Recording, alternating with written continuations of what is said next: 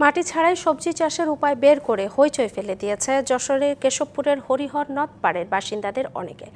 কৃষি বিভাগের সার্বিক সহযোগিতা ও পরামর্শে কচুরিপানা দিয়ে পুকুর, খাল আর নদে বানানো হচ্ছে ভাসমান বেড, যেখানে চাষ হচ্ছে লাউ, শাক, ঢেঁড়স, মরিচ, বেগুন সহ বিভিন্ন প্রজাতির সবজি।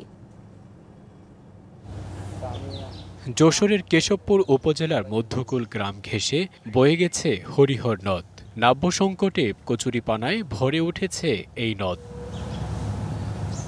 স্থানীয় উপজেলা কৃষি অফিসের পরামর্শ ও সহযোগিতায় নদ পাড়ের 15টি পরিবারের সদস্যরা শুরু করেছেন ভাসমান সবজি চাষ।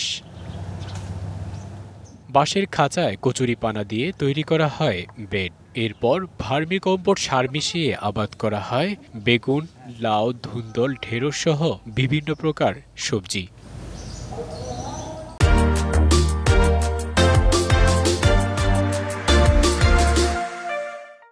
স্বল্প সময়ে বাজারজাত করা হচ্ছে উৎপাদিত সবজি।